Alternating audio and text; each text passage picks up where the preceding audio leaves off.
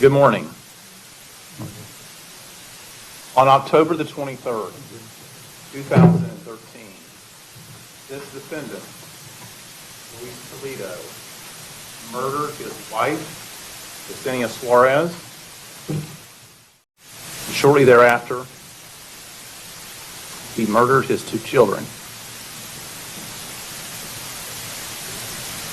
an 8- and 9-year-old boy and girl, for one purpose, and that was to eliminate them from ever being a witness to his crimes.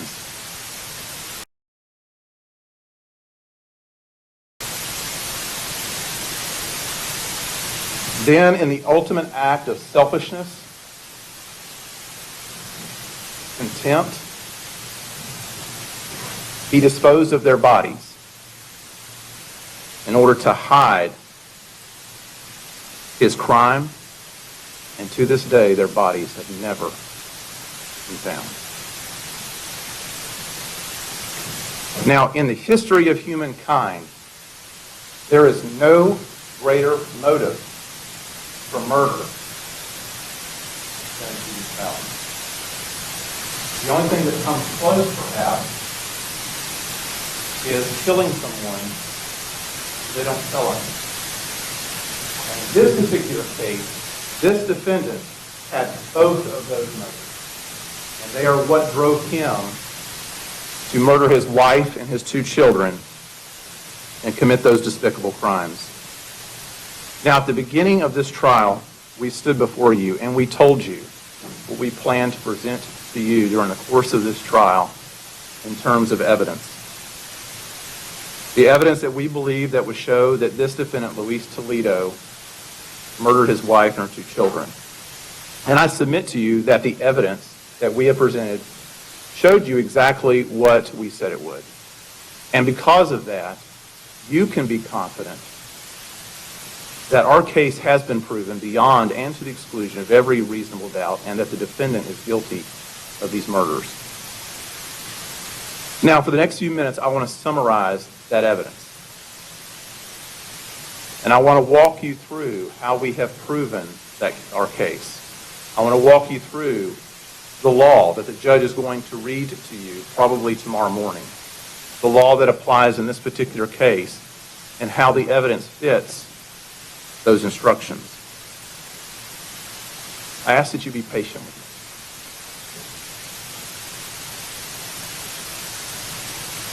I know this has been a long trial. We've sit here, we've presented this case, you've listened for the last 3 weeks, and it's going to take me a little while to get through it.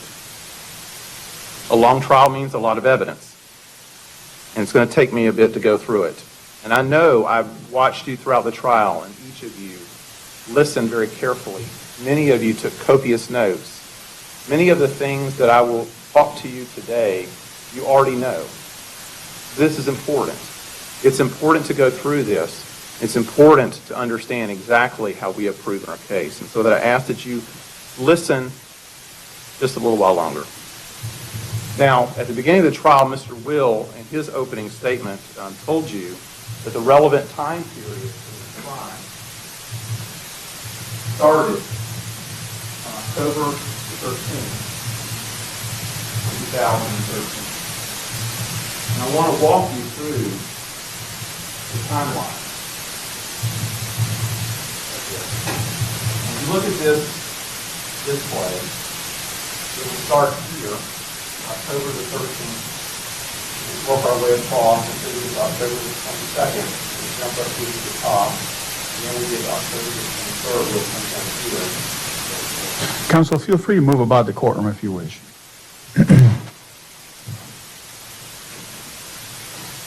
As I said, the relevant time period of this case starts on October the 13th, 2013. And that is when Yesenia Suarez left for a business trip in Alabama. She went there with Kevin Dredden and several of her co-workers. And it was there that she consummated an affair with Kevin Dredden. And it was that affair that lit the fuse to these murders. Now, the story goes back much further than that. It goes back 5 years at the time that Yesenia Suarez and the defendant got married. Now, like many couples, they had ups and downs, but over the years, their marriage was a relationship in decline. By October of 2013, it was getting worse and worse, and Yesenia Suarez wanted out. Now, much of that decline had to do with her being drawn to Kevin Dredden, her coworker. And that began earlier that year. And while we do not stand up here and defend Yesenia Suarez's thoughts, feelings for her husband, her conduct in this particular case, as you saw from the text messages, their communications with each other, you can see that she was leaving Toledo at the time. You heard testimony from her mother, from her best friend. She was a driven woman. She was a full-time job. She was going to school. She was planning for a better future. Her husband was not doing that. He was going from job to job. At the time, he wasn't working. While she was going to school and working, he was at home playing video games. She did not share her vision for the future. And here she is at work, working with a man who's from a military background, well traveled all over the world, an important job where they train canines and deploy them around the world, in military places all around the world. A man who shared her vision, her vision for a better future. And when you compare that, what she's seen at work with Kevin Dredden and what she sees at home, while it's not defensible, you can understand where she was going.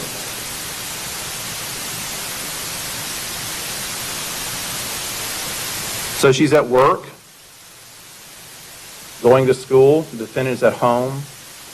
She depends on him. He's not working. She depends on him to sort of help around the house, clean, help the kids with their homework, and he's not doing that. For a period of time, the kids' grades are slipping, they're failing, and that makes her upset. That's not acceptable to her. She wants her kids to have a better future as well, and she makes that clear to the defendant. As time goes on, she's not happy, and she expresses that unhappiness to the defendant and to people in her family and her friends. So she goes on the trip to Alabama on October the 13th, and she's there until October the 16th when she returns home. And when she returns on October the 16th, and you saw the text messages while she was there, harsh words between each other. And she tells them eventually on October the 16th, I want a divorce. Very unequivocally, I want a divorce. Now, like with many marriages, when things like this are said, the other spouse begins to think something else is going on. And that was the case with the defendant. When Yesenia Suarez returned home on October the 18th, the defendant installed SMS Tracker on her phone. And you heard from Michael Kupka, who was the person who developed this application. And he told you that the purpose for it was not for a spouse to spy on the other spouse, but for parents to keep track of their children and the communications that they were having, that they have on their phones. And that was born out of his own unfortunate experience with his son, who was the victim of a serious crime. And so the defendant installed this application on Yesenia Suarez's phone. And this application, as you heard from Mr. Kupka as he explained, it allowed the defendant to see every internet search that Yesenia Suarez made on her phone. It allowed him to see every text message that she sent and received. And so on October the 20th, he saw her as she made internet searches for cheap hotels in Altamont Springs. On October the 21st, Yesenia Suarez tells him again, I want a divorce. And she wasn't going to change her mind. I will not recant. You saw those text messages. On the morning of October the 22nd, all of this came to a head. That morning, Yesenia Suarez and Kevin Dredden began to share and exchange texts. The defendant saw these texts on real time. These texts made it clear that they had planned a rendezvous later that afternoon. That they planned to meet at a hotel. And you saw those text messages. And eventually, in those text messages, you saw that Yesenia Suarez began to pull back and said and expressed her guilt of sneaking around and causing turmoil in Kevin Dredden's marriage. So the defendant saw these messages and his suspicions were confirmed. His instincts were correct. And so he decided that he was going to confront the situation. And so early that morning after he saw these text messages, he went to Yesenia Suarez's workplace. And he confronted her and asked her, tell me, are you cheating on me? Are you having an affair? She denied it. He said to her, swear on the life of your kids you're not having it.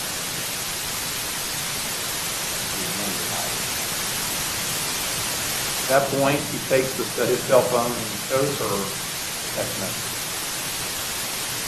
Yesenia Suarez and he's sitting caught. And so she admitted it.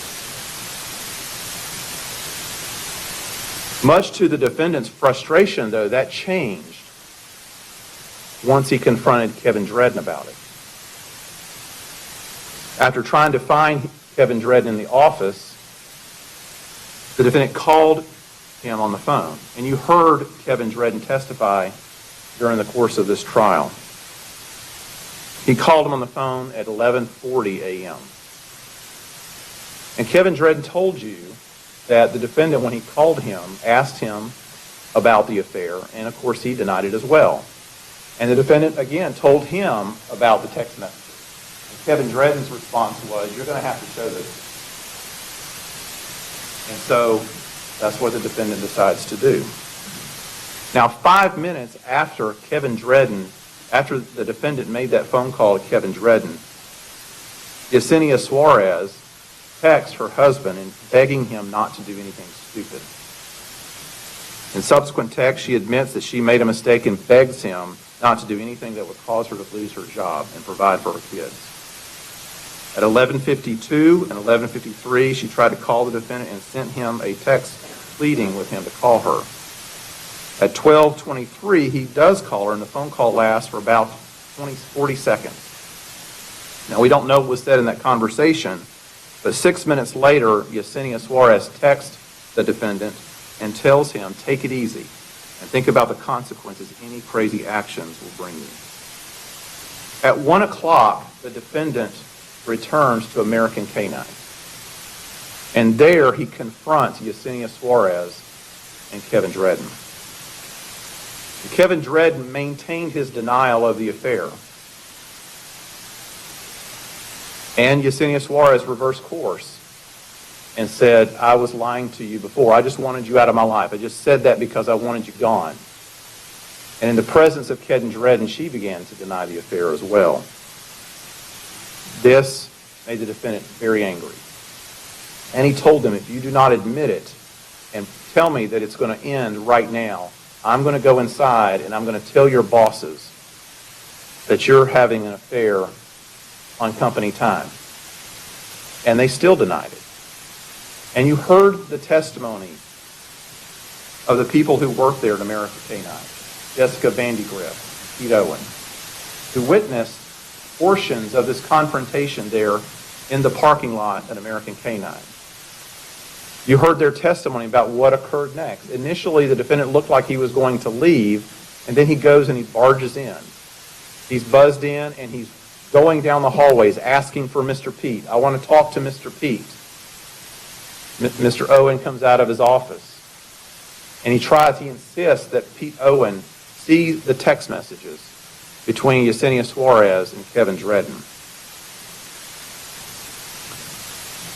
His actions were such that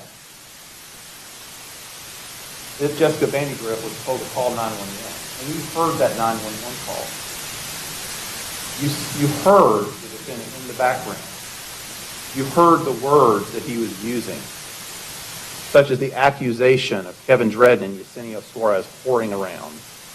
You heard the angry and enraged tone in his voice.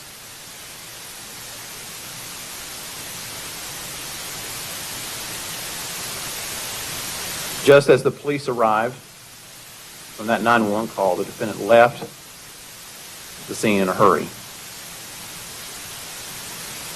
Now at 2:10, the defendant called Kevin Dredden again.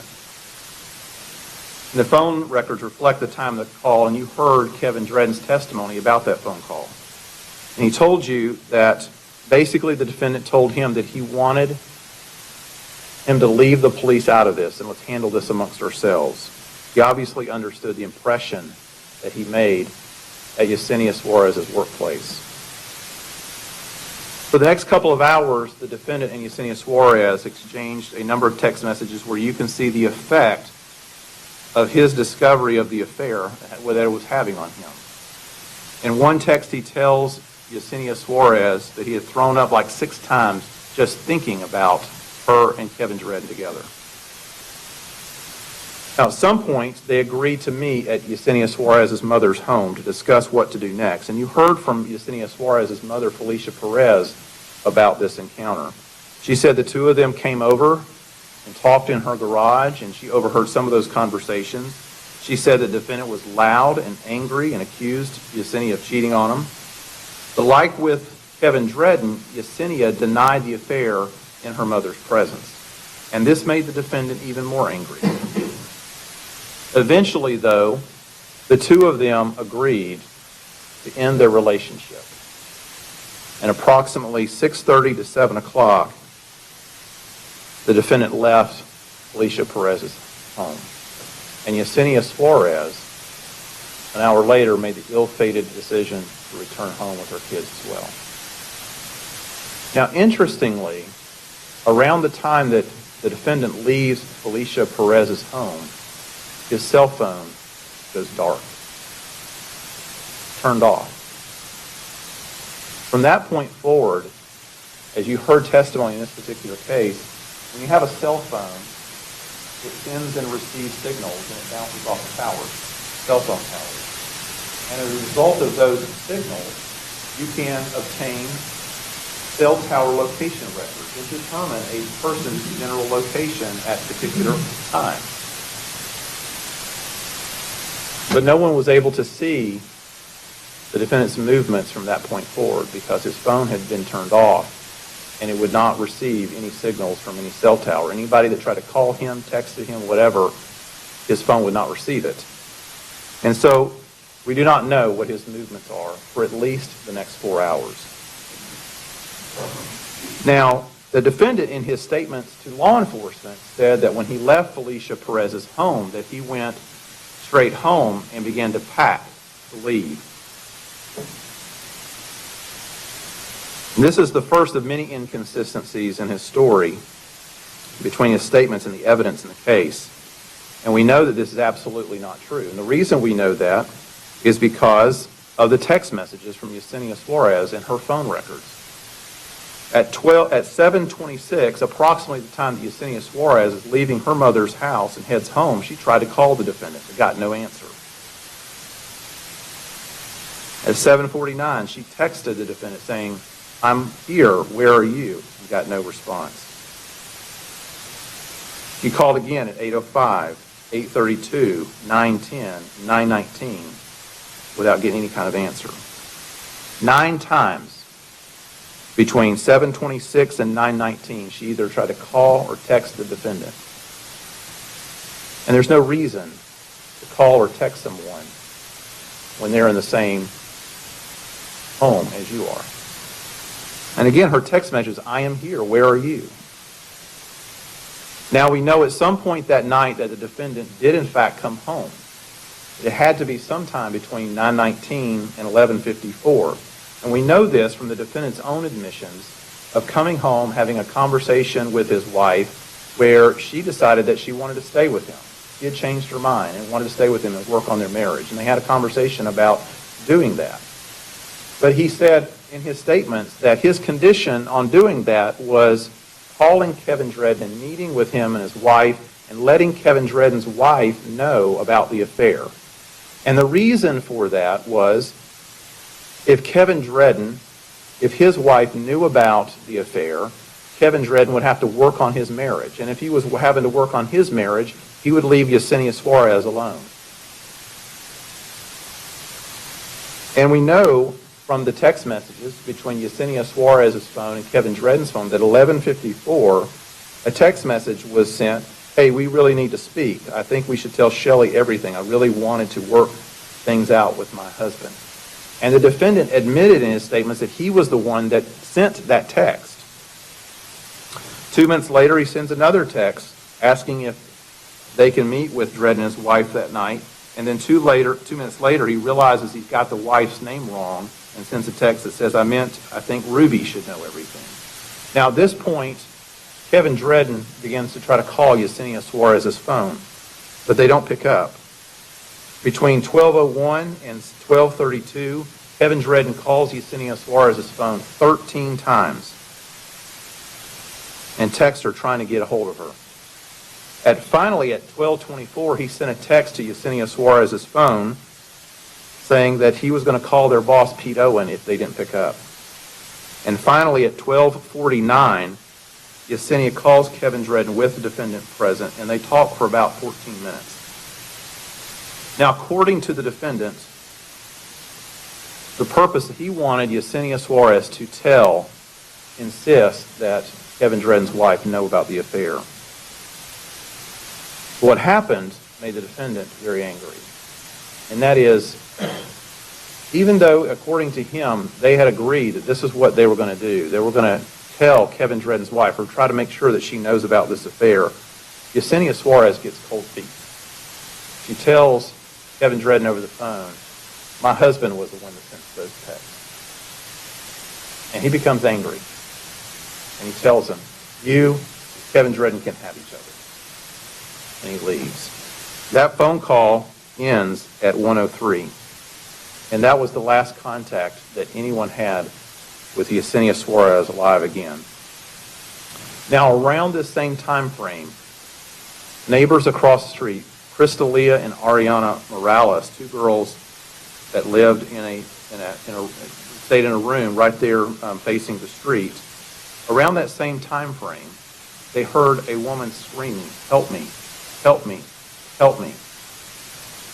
And they thought it was some teenagers in the neighborhood messing around, and they didn't think much of it, so they disregarded it and went back to sleep. Now, for the next 4 hours, the precise details and timelines of the defendant's movements are impossible to know. Remember, his phone had gone completely dark, and his movements couldn't be tracked through any cell phone tower location records. What we can piece together regarding the events that transpired over the next few days or few hours came from the defendant's own self-serving statements and other evidence gathered in the case. Much of what the defendant told investigators regarding his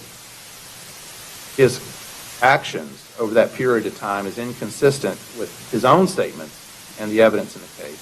And it is from these inconsistencies and his own nonsensical explanations that he gives at times demonstrate his claim that that he was the one that committed these murders. We know during this time, the evidence shows us that during this time is when he murders Yesenia Suarez and her two children. Now, the next sighting of the defendant comes around 5 o'clock to 5:30. You heard testimony from Chris Lasanta, the defendant's own flesh and blood brother. Chris Lasanta told you that approximately that time frame, the defendant shows up at his house. And he stayed for a few minutes talking about Yesenia Suarez cheating on him and being upset about that. And eventually, the defendant leaves. Now, the defendant did not tell this to police in his interview, either on October the 23rd or October the 24th. He didn't even bring it up with the police on October the 25th until investigators brought it up themselves. And at that point, he admitted to going to his brother's house, but claimed that it was after he dropped Tyshawn Jackson off at the 7-Eleven, which we know was around 8 o'clock. He said, interestingly, that the reason that he went to his brother's house was to ask his brother to help him move Yesenia Suarez's car. Now, part of the story makes sense when you connect it with the next event that happens in the timeline. You see, Chris Lasanta was telling the truth about the time that the defendant came to his house. And the defendant was telling the truth when he said why he went to Chris Lasanta's house, and that was to help move the car. But he said that Chris Lasanta refused to help him and didn't want to have any part of it. And so what happens next? He leaves Chris Lasanta's house around 5:30, and he drives back to his neighborhood. And he goes to the next person he thinks that he can trust, and that is his friend and next-door neighbor, Tyshawn Jackson. He knocks on Tyshawn Jackson's window and tells Tyshawn Jackson to come outside. Tyshawn gets up. He's wearing a gray tank top and his shorts that he's sleeping in. He slips into some slides, shoes, and he goes outside. The defendant then asked him to help him with a real quick favor, to move his wife's car. And Tyshawn told you that he didn't think anything of it because he knew that Yesenia Suarez's mother lived in the neighborhood, and he thought that this was just going to be a quick trip up the street. So, just to prove the adage that no deed goes unpunished, he agrees to help the defendant without asking any questions or putting any thought to it. Again, he thought this was going to be a quick there and back trip. So he didn't even bother grabbing his cell phone from his bedroom. He walks over to the defendant's house and he waits for 10 or 15 minutes while the defendant goes back into his house and comes back, and the defendant instructs him to get into his silver Saturn and follow him. The defendant was driving his wife's black Honda Accord. But instead of driving down the street, the defendant leads him out of the neighborhood, gets onto Highway 1792, and begins driving all the way to Seminole County, 30 minutes away. And the further they go, the more uneasy Tyshawn Jackson gets. Finally, the defendant turns off of 1792 down a side road that leads to a Publix parking lot in Lake Mary. As you remember from Tyshawn Jackson's testimony, he loses sight of the defendant in the car when the defendant pulls into the Publix parking lot and then misses the turn and then sees the defendant in the car and has to drive down, turn around, and come back. As he's pulling into the parking lot, he told you that he then saw the defendant outside the car wiping down his wife's car with a spray bottle of mean green cleaner and a rag. Now, at this point, Tyshawn Jackson's uneasiness turns into full-blown suspicion. He doesn't know what the heck is going on. When the defendant finishes wiping down his wife's black Honda, he pulls out the trunk mat out of her car, some bags, and puts it into the silver Saturn, and then tells Tyshawn to scoot over. He was going to drive. Tyshawn scoots over into the passenger seat, and the defendant leaves. The defendant drives to an apartment complex at Lake Jenny, just down the street. And he gets out and he takes that black mat from his wife's car and he puts it into the dumpster, along with some bags. Contain the mean green cleaner, a black shirt, black sweatpants, and black Timberland boots. And you heard testimony from DNA analyst in this particular case. And on that black trunk mat contained the blood and DNA of Talia Otto. And on those black boots that the defendant said was his was also found the blood of Talia Otto.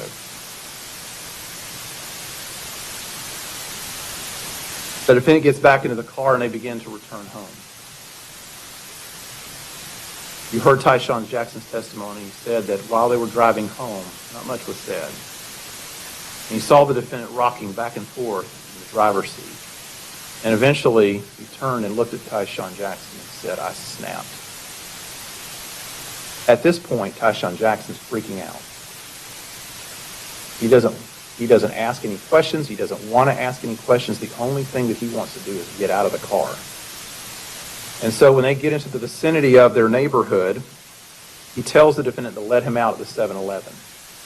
And you saw the video of from the 7-Eleven store, and you see Tyshawn Jackson walk across the parking lot, walk into the store at approximately 8:05 a.m. He buys a Black & Mild cigar and then walks home.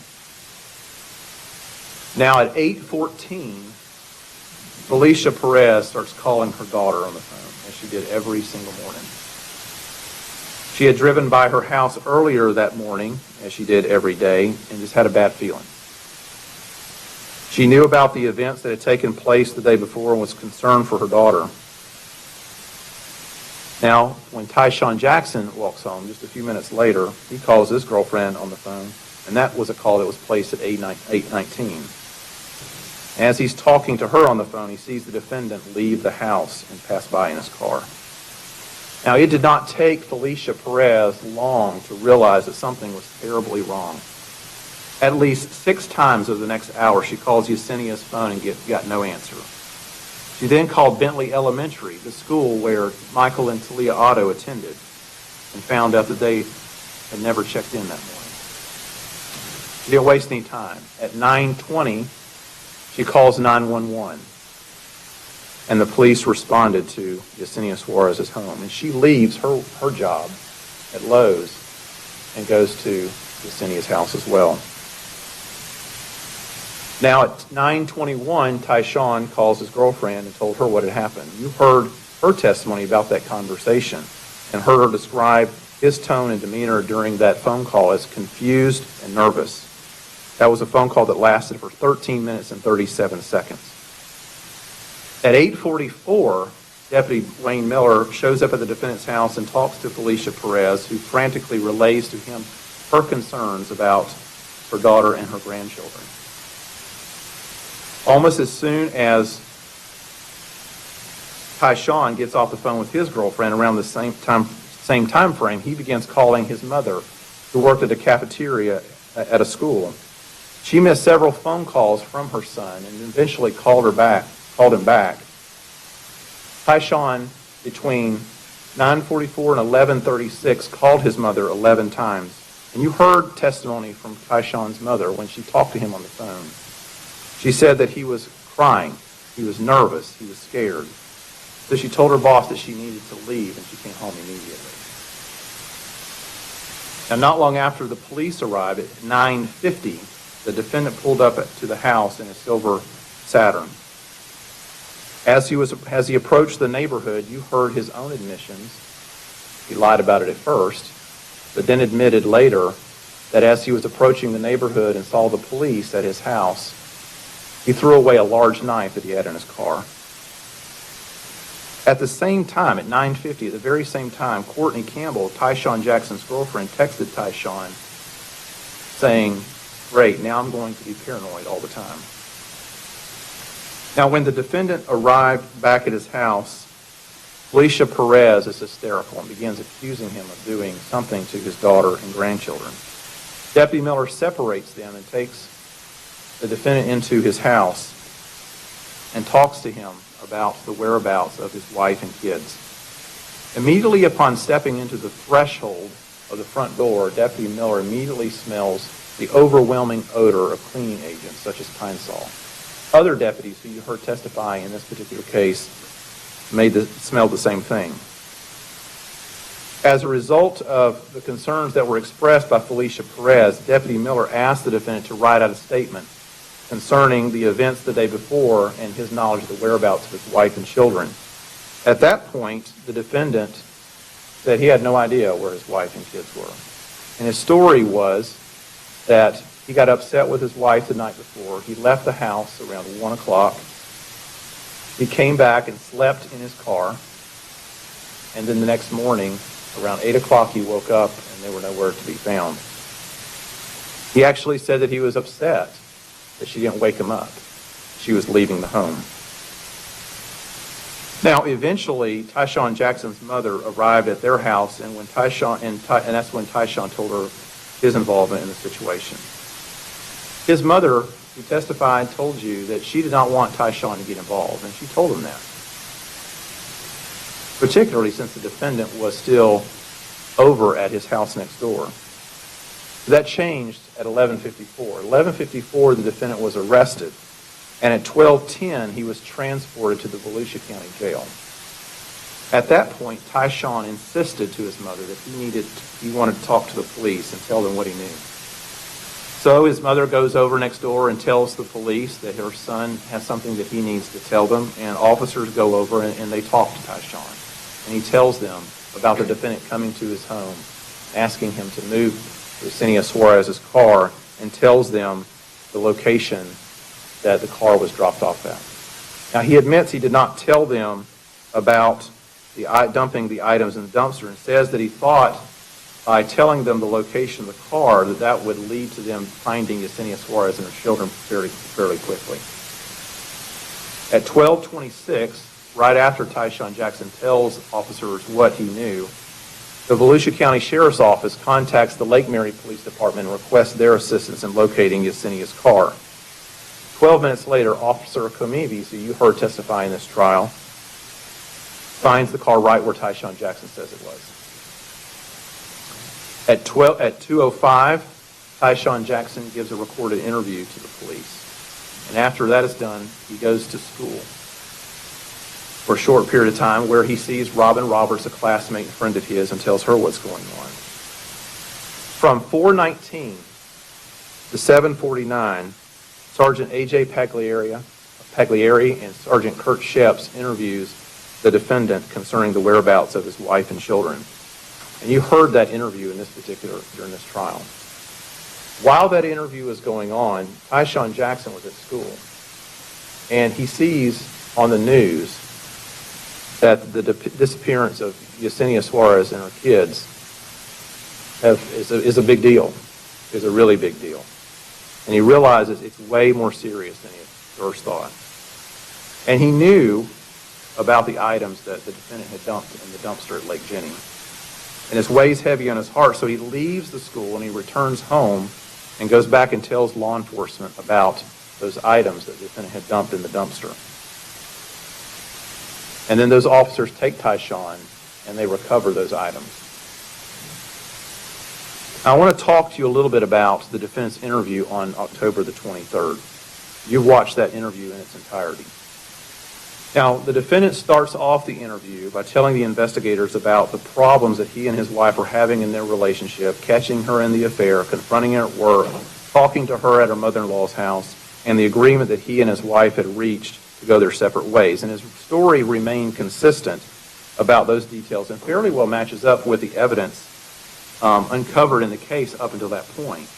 It's his description of the events and timing and the timing of them after he left his mother-in-law's house. And that's where his story begins to unravel as investigators talk to him more and more over the next few days.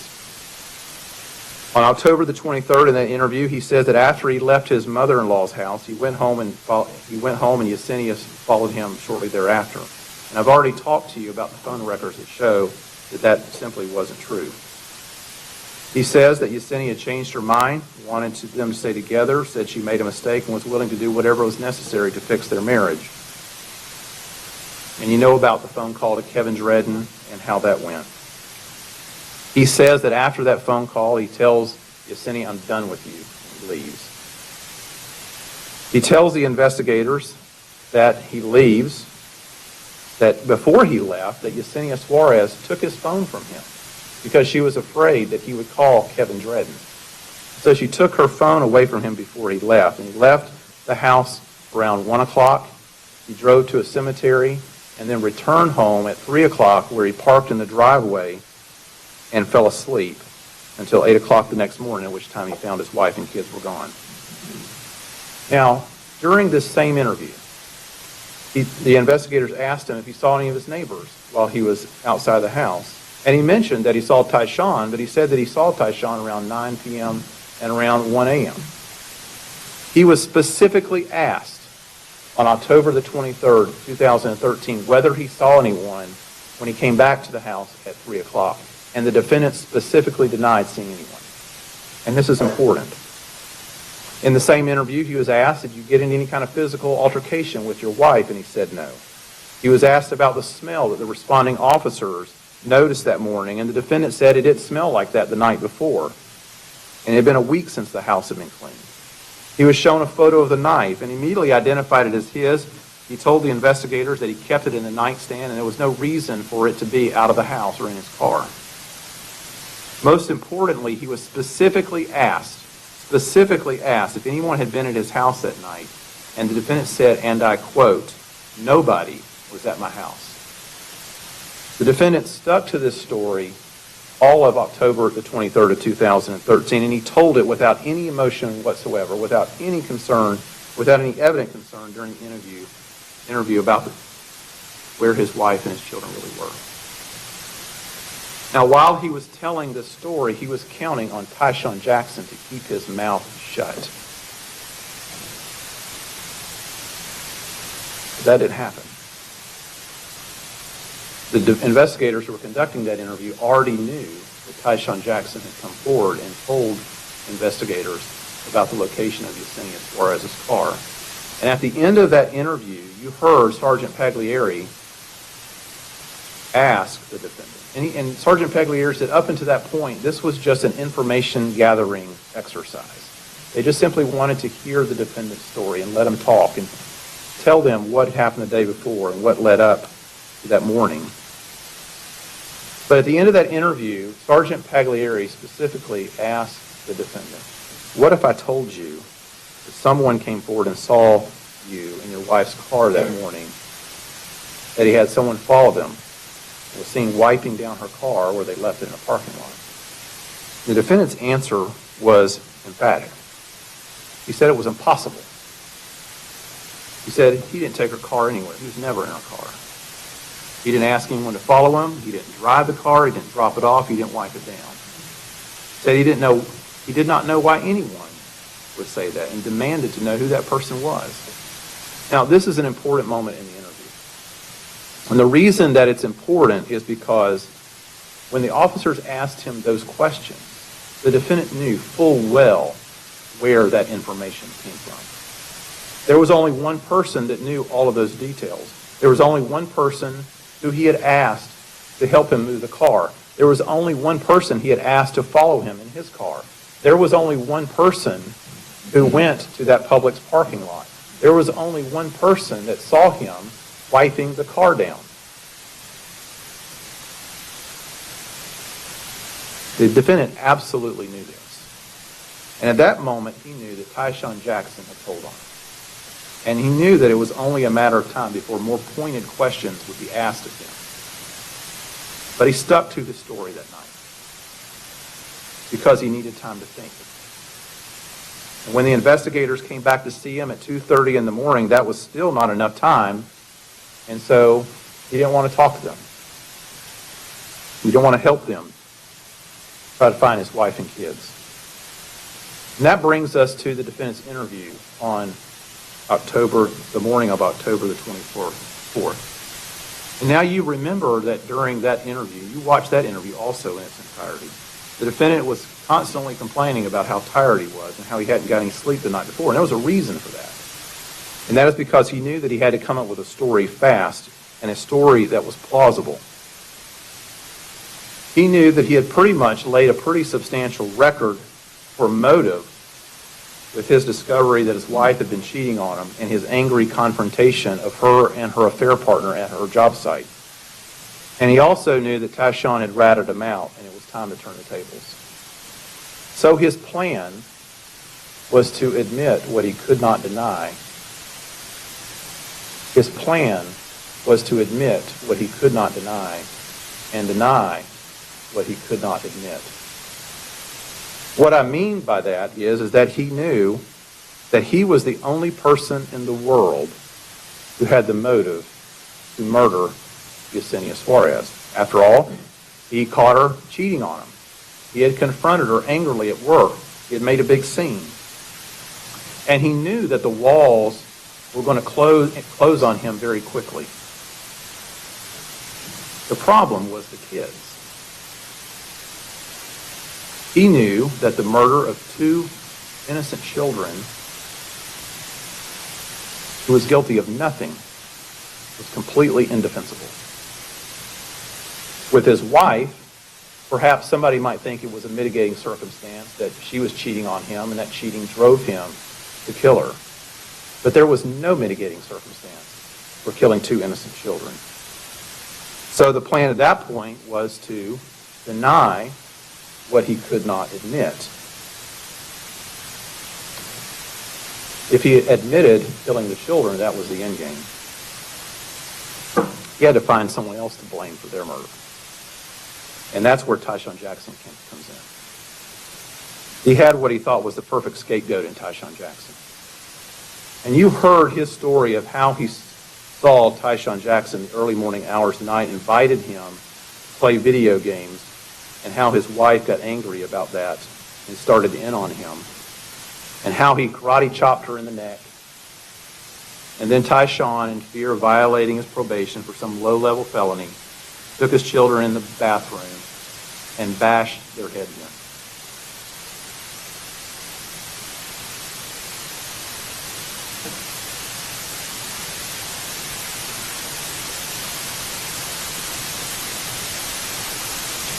Bashed their heads in with an axe that just conveniently happened to be in the master bedroom bathroom. Now, as you listen to his story for the first time, you might have a tendency to be lulled into thinking, well, that sounds pretty true. There's a lot of detail in that story. But like the jokes often have an element of truth to them, the same is true in cases like this. The defendant knows that his story must sound plausible in order to be able to sell it to anyone.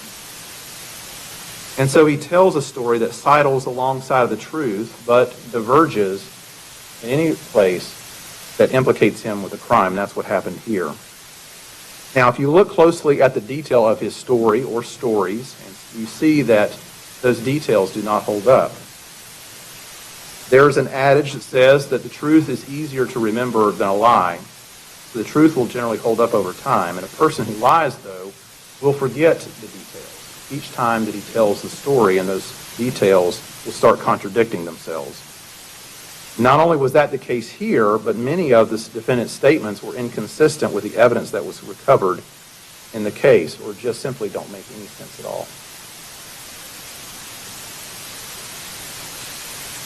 Your Honor, now might be a good time to take a break.